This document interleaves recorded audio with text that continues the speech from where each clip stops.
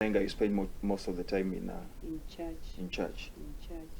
Okay. Kati mu church okola mungani? Mu church. With department hiyo singo koleramu.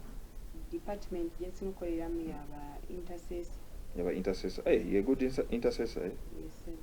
Okay.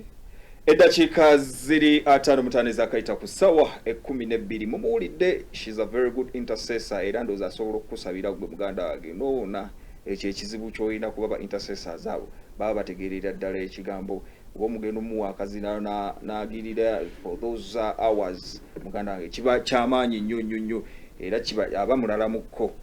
She's a very good intercessor bw'agambye. So mu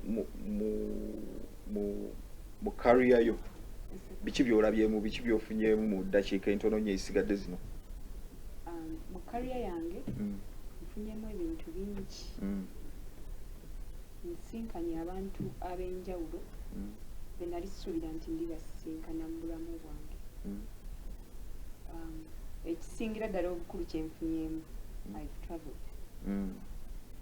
traveled naye nga nali sikisuubira nno kuba ne famire yange yali tesobola kinkolera, but because of my talent I've traveled.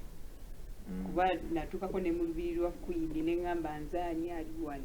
Okay. But because of talent. Okay. I've performed on international stages. Twakolerako e London, twakolerako mu